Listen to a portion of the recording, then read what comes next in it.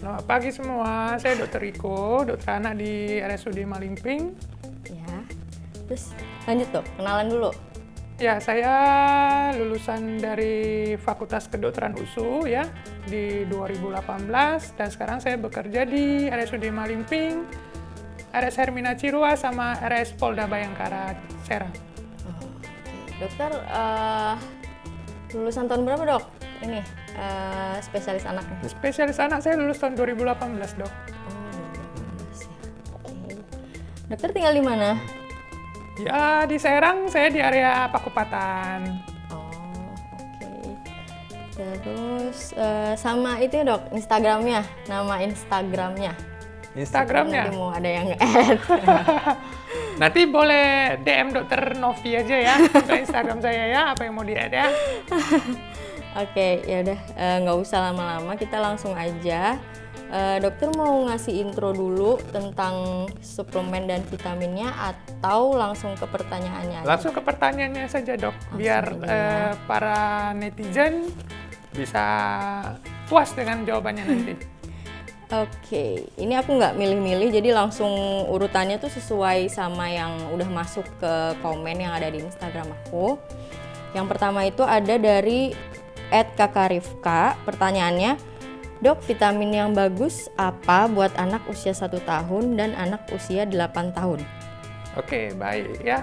Untuk suplementasi atau vitamin pada anak, sebenarnya itu tidak ada yang merekomendasikan mana yang paling bagus dok. Jadi selama kebutuhan mikro dan makro dari makanan si anak itu sudah terpenuhi, ya, nah si bunda ini atau ayah bunda ini boleh memberikan suplemen atau tidak, terserah, ya. Tapi yang penting itu makannya itu untuk kecukupan makro mikronya itu terpenuhi semua. Karena prinsip dari vitamin dan suplemen ini hanya untuk menyempurnakan apa yang kita makan. Jadi tidak ada yang mana yang paling bagus atau mana yang paling tidak bagus.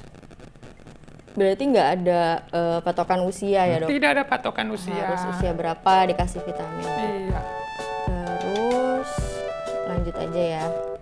Oh ya dok, maaf, bisa dijelaskan sedikit nggak tentang mikro dan makro tadi? Oke, makronutrien itu artinya setiap kali makan kita harus ada kandungan karbohidrat, protein, lemak, sama nabati. Dan jangan lupa namanya zat besi itu penting sekali. Untuk mikro itu ya seperti contohnya ya, itu vitamin A, vitamin C, vitamin E, apakah zinc, nah, apakah magnesium, dan lain-lain sebagainya. Dan itu juga terdapat di makanan. Namun beberapa makanan itu kandungannya sedikit. Ya. Nah, nanti ketika makro-mikronya sudah terpenuhi, nah kalau bunda mau memberikan suplementasi silakan. Ya, tidak masalah, ya. Tidak diberikan selama makro-mikro terpenuhi juga tidak masalah. Tapi sebenarnya kita tahu dari mana ya dok? Maksudnya yang dimakan sama anak ini udah terpenuhi gitu loh. Jadi kita nggak usah kasih vitamin. Gitu. Nah, satu kita nengoklah ya berat badannya mungkin bertambah. Satu. Yang kedua, nanti biasanya kalau terpenuhi makro-mikronya, anak ini akan jarang sakit. Anak ini lebih aktif. Ya. Yang ketiga, itu biasanya anak-anak ini pada umumnya dia berinteraksi sama orang itu lebih proaktif lah, itu kita bilang. Misalnya contohnya nih gimana? Kayak banyak nanya gitu ya? Ya itu salah satu, karena itu makro-mikronutrien ini mempengaruhi dari fungsi otak sendiri. Nah itu tanda-tanda salah satu yang bisa kita kategorikan cukup untuk kebutuhan makro-mikronutriennya. Oke, itu cuma beberapa dari yang Cuma banyak beberapa ya? dari yang sebanyak makro-mikronutrien yang ada. Terus ini sama sih dari Gen Laki. Untuk anak laki-laki usia 21 bulan, apakah harus diberikan vitamin setiap hari atau baiknya gimana? Balik lagi ke yang tadi. Sama, ya yang penting prinsipnya makro-mikronya terpenuhi. Ya pemberian makannya sesuai dengan arahan dari kesehatan. Terus lanjut ya dok. Ya, Juno McLaren, kalau anak aktif dan doyan makan, apakah harus dikasih vitamin dan suplemen makanan? Kalau iya, vitamin dan suplemen apa yang gampang dibeli. Jadi ini pertanyaannya hampir sama ya dok ya. Jadi kalau anak aktif dia doyan makan, apakah perlu kita kasih suplemen? Nah kita balikkan lagi, kita nengok anak kita itu makannya apa. Kalau dia karbohidrat, protein, lemak nabati itu terpenuhi setiap kali dia porsi makan, ya itu ayah bunda boleh memberikan atau tidak. Ya, untuk suplementasi. Karena itu yang penting nutrisi yang paling tercapai itu adalah dimakan, bukan disuplementasi atau vitamin. Iya benar. Terus Zidan Umar nanya nih dok, untuk vitamin pada anak, apakah ada efek sampingnya jika dikonsumsi jangka panjang? Dikonsumsi jangka panjang apakah ada efek sampingnya? Dari penelitian-penelitiannya itu sampai sekarang belum ada ditemukan efek samping pemakaian suplementasi jangka panjang. Ya, kecuali si anak ini sebelum-sebelumnya sudah ada penyakit yang mendasar, contohnya ya ada dasar penyakit ginjal. Nah, karena kenapa kita mengingat bahwa vitamin itu sebagian besar itu dibuang dari ginjal. Jadi pemberian suplementasi itu ya boleh dikatakan harus hati-hati. Ya, makanya kalau makro mikronutriennya sudah tercukupi, ya saran saya sih ya tidak perlu lagi untuk suplementasi. Berarti lihat dulu, kalau tapi misalnya nih kan banyak sekarang kasusnya GTM nih dok, kan gerakan tutup mulut. Terus itu bisa kita langsung kasih vitamin atau suplemen atau nunggu dulu nih misalnya sehari 2 hari ya udahlah gitu sambil kita cari tahu nih kenapa GTM. Nah GTM itu artinya gerakan tutup mulut ya. Nah itu biasanya bisa normal pada anak-anak. Jadi kalau anak GTM ya dok bukan berarti itu dia tidak suka dengan makanannya. Ya kita harus mencoba berulang-ulang. Kalau dari ilmu kesehatan anak ya kita harus mencoba satu makanan baru itu adalah 15 kali percobaan. 15 kali ya dok? 15 kali, baru boleh kita bilang anak ini memang tidak suka atau memang tidak mau sama sekali. Nah, bila terjadi hal yang seperti itu, saran saya boleh dijumpain dokter setempat. Nah, apakah nanti ini perlu kita rubah perilaku makannya atau ditambah dengan suplementasi?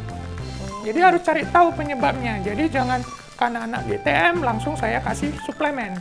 Yes. Ya, itu perilaku yang kurang benar menurut saya. Ya. Kadang ada kan orang tua yang kayak mungkin sibuk apa gimana ya. Jadi anaknya tuh mungkin sama pengasuhnya apa gimana. Jadi kayak ngambil shortcut gitu. Anaknya nggak mau makan nih, ya udah kasih suplemen gitu. Tapi sebenarnya kalau kayak gitu pun boleh nggak sih? Kalau saran saya jangan. Ya, kita harus cari tahu apa penyebabnya, karena kita harus mencari akar penyebabnya, ya bukan mengobati gejalanya. Terus berarti dok, tadi kan kalau yang ada efeknya apa enggak ke ginjal anak gitu ya, itu kan belum ada penelitiannya. Terus berarti nggak apa-apa nih kalau kita kasih vitamin setiap hari? Memberikan vitamin setiap hari itu diperbolehkan atau tidak? Makanya saya tadi sudah menegaskan jika makro mikronutriennya per kali makan tercukupi, ya saran saya tidak perlu lagi untuk suplementasi, ya. Nah kalau misalnya dia ada kelainan bawaan atau ke penyakit yang mendasar, ya itu sebaiknya dikonsultasikan ke dokter setempat dulu apakah anak ini boleh diberikan suplementasi atau tidak. Terus ada pertanyaan lagi dari @Fiona Febiola. Apa bedanya anak yang rajin konsumsi vitamin dan yang enggak? Apa daya tahan tubuhnya berbeda? Oke, nah apakah berbeda tidak yang konsumsi vitamin atau tidak? Ya, sebenarnya itu tergantung juga dok. Ya, ini memang pertanyaannya cukup bagus ya. Saya pun mikir jawabnya ini.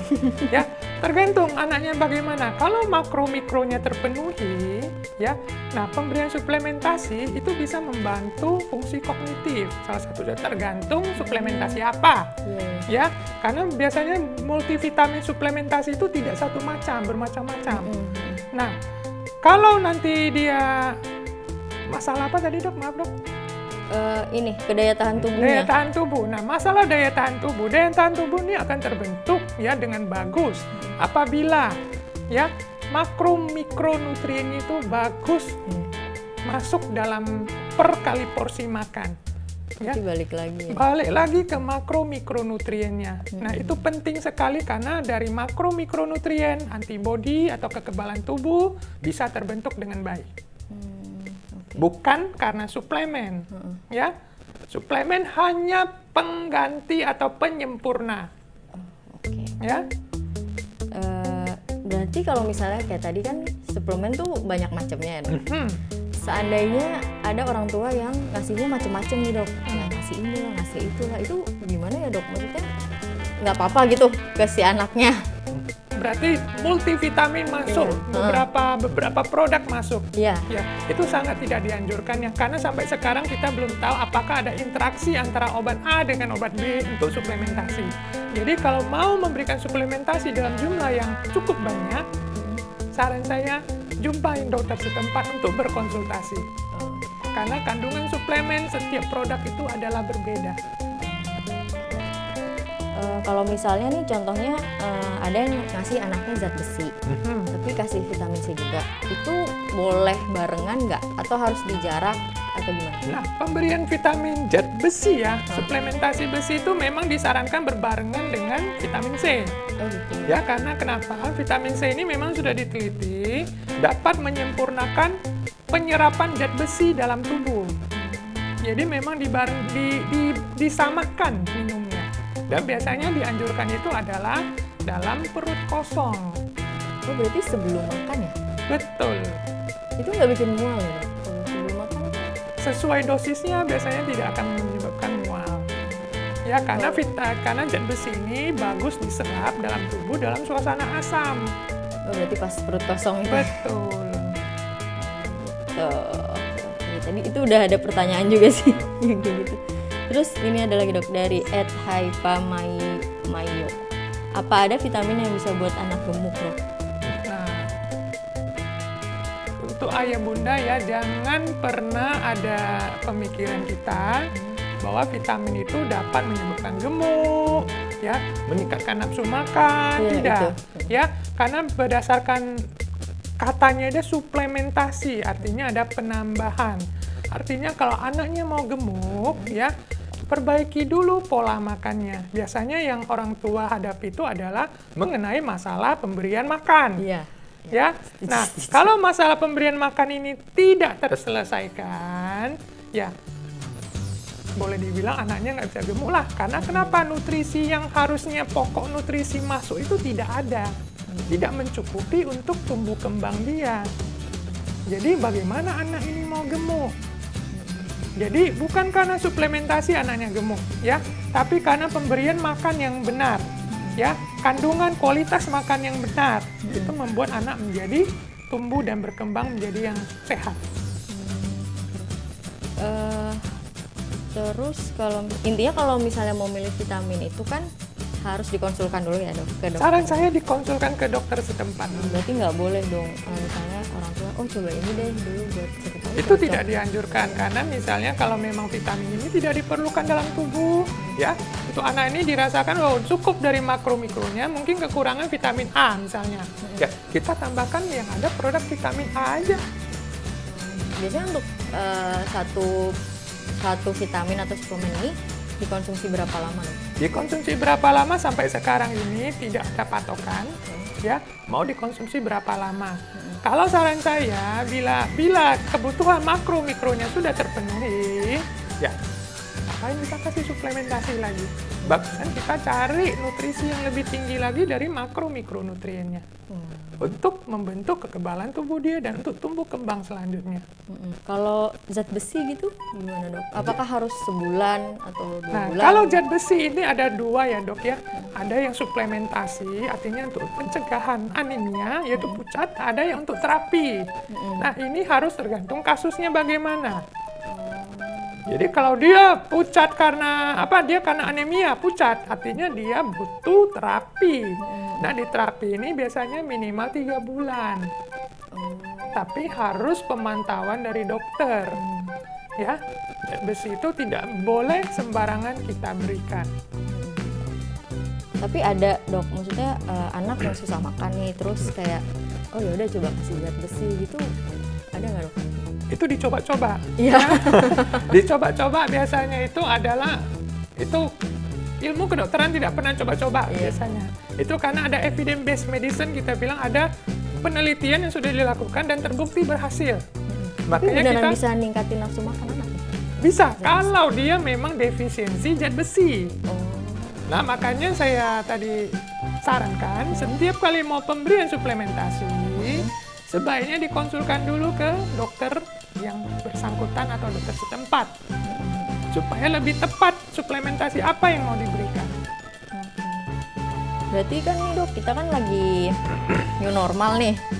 Maksudnya banyak orang tua yang pengen anaknya jangan sampai sakit gitu. Terus jadinya akhirnya ngasih vitamin gitu dok. Terus itu gimana dok? Maksudnya kira-kira suplemen apa yang wajib dikasih pas lagi new normal? Suplemen apa yang pas dikasih pada era new normal ya? Nah, satu tetap saya tegaskan penuhi dulu kebutuhan makro mikronya ya. Yang kedua ya kalau untuk era new normal ya, yang penting satu bukan suplemennya. Satu, physical distancing. Yang kedua adalah rajin-rajinlah cuci tangan apabila sudah keluar dari rumah ya. Dan hindari untuk memegang mata, hidung, dan mulut, dan jika batuk, tutup mulut, dan untuk anak usia di atas 2 tahun dianjurkan untuk memakai masker. Itu yang penting. Kalau masalah multivitamin ya, itu boleh dikonsumsi ya. Contohnya yang ada kandungan vitamin C ya, atau ada kandungan vitamin E dan vitamin A. Ya, itu karena banyak berhubungan dengan kekebalan tubuh, atau ada yang mengandung seng atau zinc. Itu juga berhubungan dengan kekebalan tubuh. Itu hanya sebagian dari beberapa vitamin yang sudah terbukti bisa meningkatkan kekebalan tubuh. Yang intinya adalah makro mikronutriennya terpenuhi.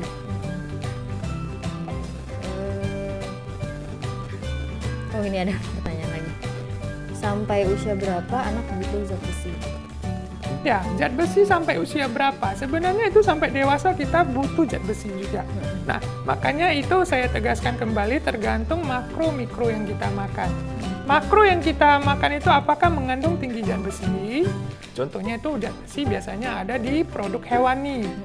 Kalau anak ini vegetarian, ya, otomatis kandungan zat besi yang dikonsumsi akan makin turun. Ya, nah itulah pada saat itu mungkin kita memerlukan suplementasi zat besi. Sampai kapan? Sampai pemenuhan suplementasi zat besinya dalam tubuhnya itu tercapai. Itu cara tahunya kita harus cek darah gitu? Satu ya, dari gejala. Biasa anak yang kekurangan zat besi itu pucat, lemah, letih, lesu ya. Nggak aktif, terus kognitifnya berkurang, ya daya konsentrasinya di sekolah berkurang. Yang kedua adalah kita melalui pemeriksaan darah. Pemeriksaan darah untuk zat besi itu nggak di cover BPJS kan ya? Tergantung tipe rumah sakitnya. Oh, kalau yang tipe A biasa diganti, di tipe A, tipe B biasa di cover.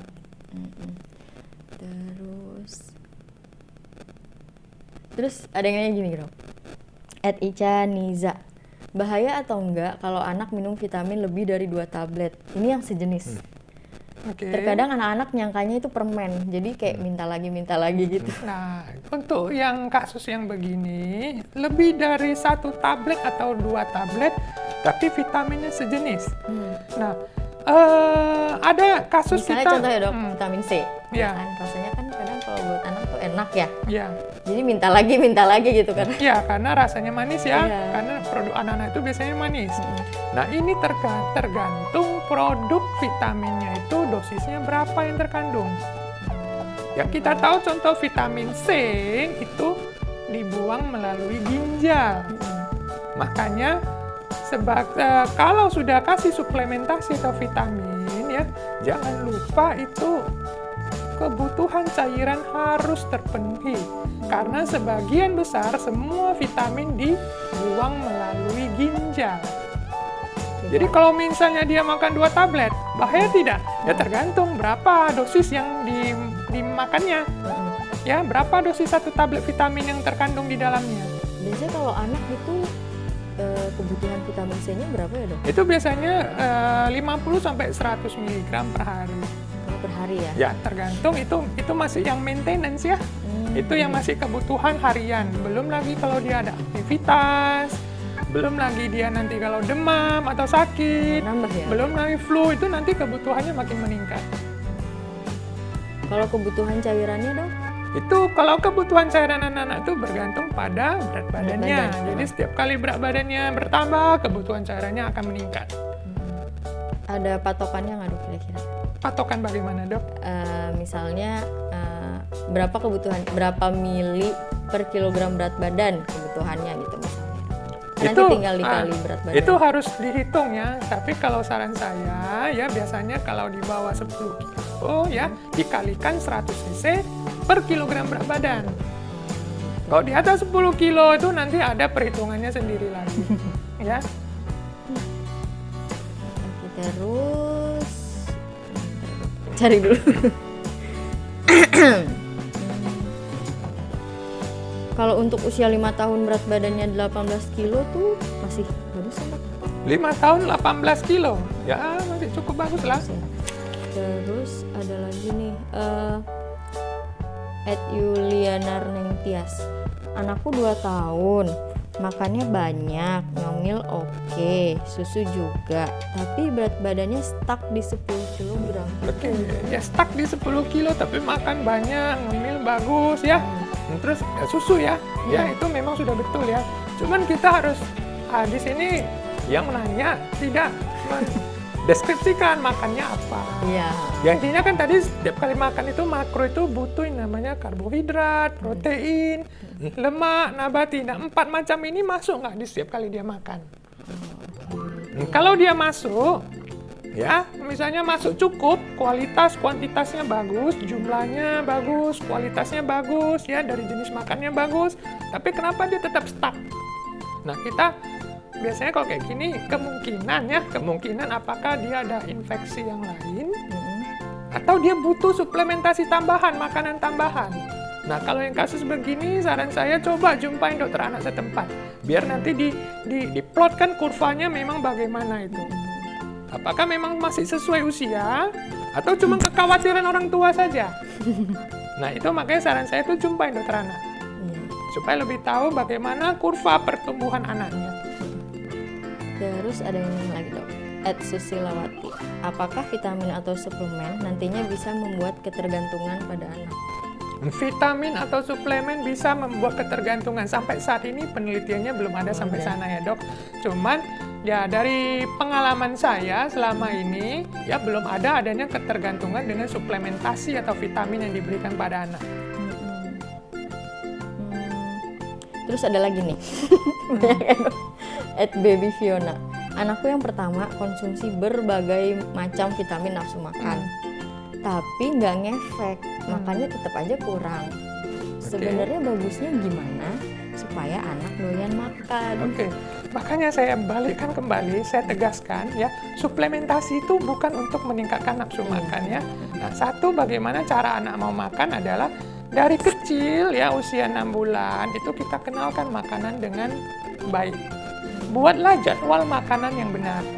Ya. Nah, jangan memberikan apapun atau hadiah supaya anak mau makan. Ya. Nah, buatlah makan tuh sehari tetap 3 kali pagi, siang, malam ya. 3 kali makan besar, 2 kali snack ya. Kalau bisa makan di meja makan. Oh iya, dibiasakan. Ya? Nah, biasakan makannya secara bersama-sama. Jadi dia tahu ini adalah proses makan. Ya, penuhi kebutuhan makanannya itu zat makro dan mikronya. Ya, kemudian ya makan itu cuman 30 menit sekali periode makan. Ya, dan anak itu makan jangan dipaksa. Buatlah makanan itu sevariasi mungkin sehingga anak tertarik. Ya, karena anak itu mudah bosan. Ya, dan jangan makan diberikan gawai. Gawai, gadget. Oh, gadget. Ya, atau di depan TV, Yeah. jangan. Ya, karena kenapa? Nanti fokusnya cuman ke televisi atau ke handphone. Jadi proses makan itu ada distraksinya. Nanti tak mau makan anaknya. Ya, Walaupun awal-awal kayak mau makan ya dok. iya, karena dia nanti lebih tertarik sama yang namanya gawai atau TV. Iya. Ya, jadi untuk kasus yang begini bukan suplementasi jawabannya. Kita harus flashback ke belakang. Cari permasalahan awalnya di mana. Ya, jadi tidak ada suplementasi yang menjamin nafsu makan akan meningkat, tidak ada. Ya, kalau vitamin kan memang suka klaimnya gitu ya dok. Iya. Terus ini lagi dok, Melisa Kusnadi. Perlu nggak dok memberikan kalsium kepada anak? Kalsium ini ya memang rata-rata penelitian di Indonesia ini ya, kita orang Indonesia itu memang kurang kalsium. Karena kenapa? Dari sejak hamil atau sebelum hamil, si ibu ini memang jarang konsumsi susu. Lain dengan dunia luar, keju tiap hari ya. Jadi perlu tidak? Perlu. Dan sesuai indikasi. Indikasinya kira-kira Indikasinya misalnya ya kita harus cari tahu dia kalau misalnya anaknya pendek terus, apakah diplot di kurva. Biasanya kalau dokter anak itu setiap kali praktek itu pasti ada kurvanya. Anaknya pendek, tidak sesuai dengan usia. Kita harus berpikir apakah anak ini kekurangan kalsium atau kekurangan vitamin D3. Ya, nah jika memang ada indikasi ke sana ya suplementasi kalsium boleh diberikan. Ini ada batas umurnya nggak dok? Misalnya Tidak. berapa gitu? Nah, itu kalau dia nanti ada defisiensi, ya nanti itu ada dosisnya sendiri. Berarti ini kita lebih ke yang ngelihat ke panjang badan, tinggi badannya. Ya, biasa kalsium kan itu paling, untuk anak-anak kan itu pertumbuhan tulang. Iya. Ya, untuk otot tulang, nah itu paling nampak nanti di sana. Oke. Terus kalau di makanan dok, kira-kira yang tinggi kalsium apa ya dok? Tinggi kalsium makanan, keju, susu, perlu hewani. Susu ya biasanya. Iya. Terus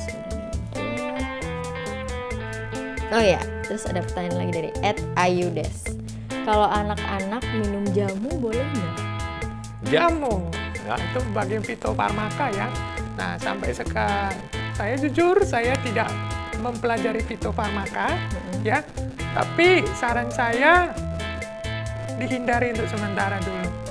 Karena belum ada pembuktian apakah memang jamu sendiri bisa memberikan efek yang positif untuk anak atau tidak. Karena kita berbalik bahwa produk cairan seperti suplementasi atau jamu itu sendiri juga dibuang melalui ginjal. Berarti kalau untuk jamu-jamu sebaiknya nggak dulu. Tidak saya sarankan dulu, ya.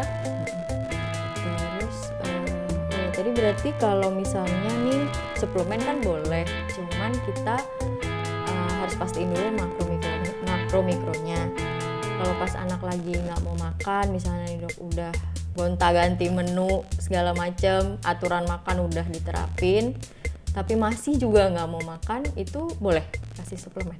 Nah, kalau masih dia tidak mau makan, ya coba kita gali lebih lanjut lagi. Sebenarnya permasalahannya di apa? Pasti ada pokok permasalahannya. Ya, apakah dia memang ada infeksi yang sudah lama di dalam tubuhnya yang menyebabkan dia nafsu makannya tidak ada, atau memang anak ini memang ada trauma sesuatu.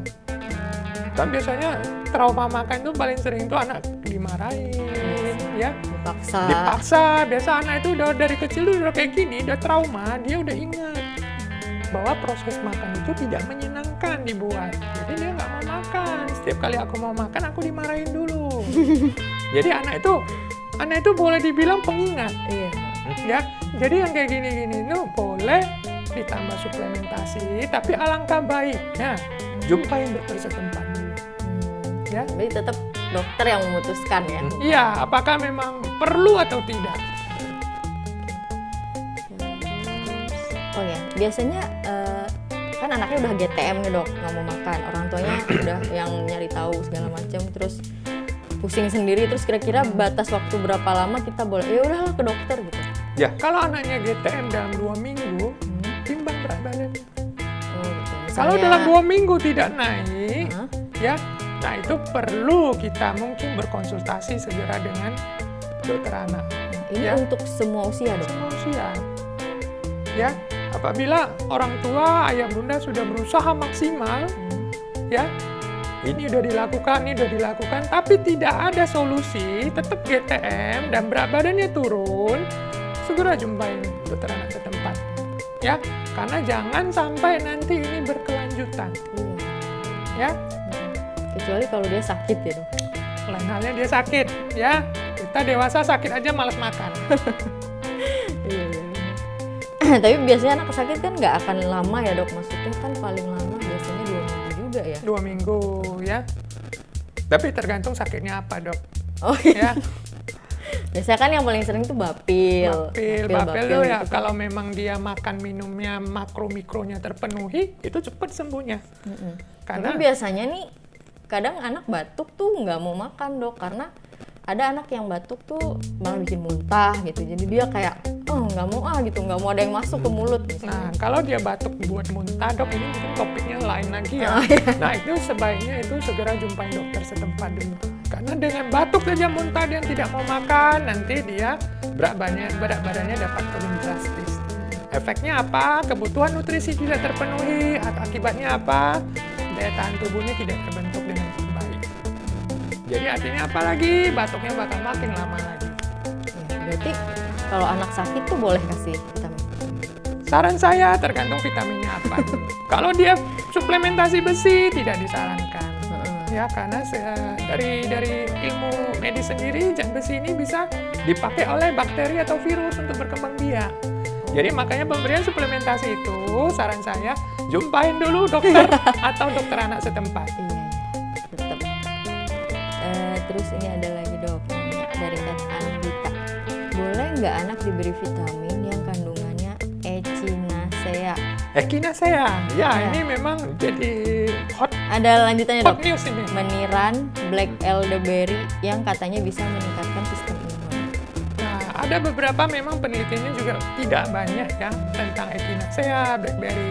Memang kandungan vitamin C-nya lumayan tinggi. Ya, memang echinacea sendiri ada penelitian bahwa pada pasien yang kena selesma, flu, dikasih echinacea itu memang bisa meningkatkan imbus dari sistem kekebalan tubuh. Ya ada, tapi diteliti tidak signifikan, artinya ada yang bisa, ada yang tidak. Nah ini kemungkinan berhubungan dengan nutrisi dalam tubuhnya sendiri lagi. Apakah memang dia defisiensi vitamin C, memang butuh vitamin C yang banyak, baru dia bagus. Ya, atau memang semuanya dia defisiensi. Jadi pemberian echinacea atau blackberry itu nggak efek. Jadi sampai sekarang ini memang penelitiannya belum ada begitu banyak tentang echinacea. Tapi kalau mau dikasih boleh. Silahkan. Ya, silahkan. Terus kalau misalnya nih dok, kita kan kalau mikronutrien itu kan dia di sayur dan buah ya. Mikro itu ada di semua, Iya, produk ada hewani, banyak. produk nabati itu ada. Cuman kan biasanya kalau nyuruh makan anak tuh kadang kalau untuk sayur buah tuh ada yang suka, ada Susah yang ya, nggak itu suka. memang Mbak Nana rata-rata nggak suka. Iya. Nah, Terus itu gimana ya maksudnya? Apakah untuk anak-anak yang nggak suka buah dan sayur ini ya udah kasih vitamin aja gitu? nah, itu bisa diakali sebenarnya ya. Jadi jangan buru-buru lah kasih suplemen kalau memang makro-mikro ini bisa kita penuhi. Karena nutrisi yang paling optimal itu di makro-mikronutrien ini yaitu di proses makan. Ya, misalnya anak tidak suka sayur. Kalau saran saya ya, buatlah makanan yang dia suka, selipkan sayur ke dalamnya. Ya itu trik-triknya. Ya, atau kalau memang buah tidak suka, bolehlah di jus.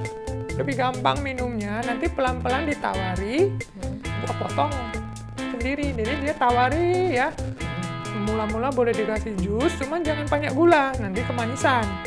Ya, kasih jus, tapi perlahan-lahan tawarkan kembali buah potong.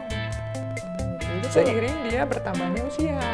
Jus itu berarti buahnya satu aja dok. Misalkan kita kadang kalau bikin jus kan suka campur ini, campur itu gitu. Ini berarti coba ini satu-satu ya? Kenalkan satu persatu, ya, biar dia tahu rasa buah-buah ini yang bagaimana. Oh, buah mangga rasanya ini, buah pir rasanya ini, buah jeruk rasanya ini. Jadi kenalkan semua rasa pada anak. Soalnya kadang banyak yang nanya ke aku, kadang nih anaknya makannya tuh kurang gitu dok. Misalnya harusnya nih usia 2 tahun ya contohnya, itu 250 mili ya, semangkok, seaqua yang kecil itu ya. Nah, terus tapi dia makan sih, tapi tuh nggak pernah habis misalnya kayak gitu. Terus jadinya kayak gimana ya, cukup nggak ya ini zat gizinya gitu. Tiap kali makan porsinya segitu tapi selalu nggak habis misalnya. Nah, kalau kasusnya begini, dia tidak habis makan, gizinya cukup tidak? Tengok berat badannya. Oh, tetap berat badan lagi. Nutrisi yang cukup, pasti berat badannya masih meningkat.